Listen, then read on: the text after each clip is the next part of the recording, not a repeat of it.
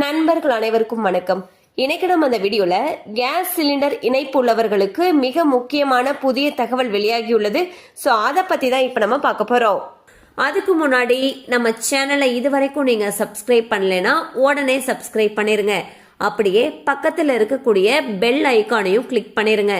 அப்பதான் நாங்க போடக்கூடிய அனைத்து வீடியோக்களும் உங்களை கரெக்ட் டைம்க்கு ரீச் ஆகும். இப்ப வாங்க வீடியோக்குள்ள போலாம்.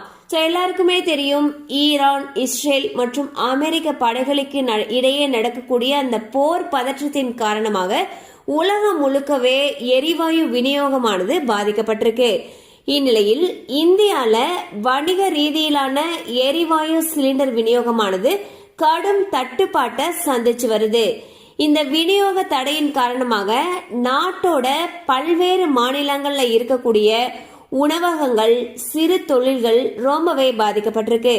வணிக மற்றும் தொழில்முறை பயன்பாட்டிற்கான கேஸ் சிலிண்டர்கள் கிடைக்கிறதுல பெரிய அளவு சிரமம் ஏற்பட்டிருக்கு. இதன் காரணமாக வணிக நிறுவனங்கள் மற்றும் சிறு தொழில்கள் சமையல் நடவடிக்கைகளை தொடர்ந்து நடத்த முடியாத ஒரு சூழல் ஏற்பட்டிருக்கு. இதனால மக்களுடைய வாழ்க்கை மற்றும் தினசரி தேவைகள் பெருமளவு பாதிக்கப்பட்டிருக்கு. இதனை குறைக்க மத்திய அரசு அவங்களால முடிஞ்ச நடவடிக்கைகளை எடுத்துட்டு வந்துட்டு இருக்காங்க. மாநிலங்கள் மற்றும் யூனியன் பிரதேசங்களுக்கு சமையல் எரிவாயு ஒதுக்கீடு மாதந்தோறும் அதிகரிக்கப்பட்டிருக்கு. கூடுதலாக 20% வரைக்கும் விநியோகம் செய்யப்படும் அப்படின்னு சொல்லியிருக்காங்க. மேலும் மத்திய பெட்ரோலியம் மற்றும் இயற்கை எரிவாயு அமைச்சகத்துடைய செயலாளர் என்ன சொல்லியிருக்காங்கன்னா, அனைத்து மாநிலங்களுக்குமே கூடுதல் எரிவாயு விநியோகத்தை உறுதி செய்யறதுக்கான நடவடிக்கைகள் எடுக்கப்பட்டிருக்குன்னு சொல்லியிருக்காரு. ஏற்கனவே மாதந்தோறும் 50% வரை எரிவாயு வழங்கப்பட்டு வருகிறது என்றும் அவர் கூறியிருக்காரு. அது மட்டும் இல்லாம சில துறைகளுக்கு கூடுதலாக 20% ஒதுக்கீட்டில் முன்னுரிமை அளிக்கப்படும் சொல்லியிருக்காரு.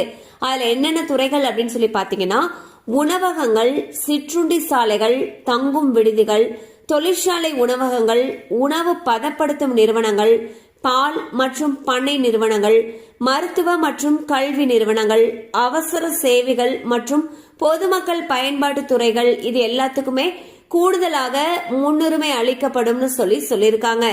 இந்த ஒதுக்கீடு மூலமாக தொழில்கள் மீண்டும் இயல்பு நிலைக்கு திரும்ப உதவப்படும் என்றும் அரசு தரப்பிலிருந்து நம்பிக்கை தெரிவிக்கப்பட்டிருக்கு. மொத்தத்துல எரிவாயு பற்றாக்குறை ஒரு பெரிய சவாலாக இருந்தாலும் கூடுதல் விநியோகம் மற்றும் ஒதுக்கீட்டு நடவடிக்கைகள் மூலமாக நிலைமை விரைவில் சீராகும் என்று நம்பப்படுகிறது.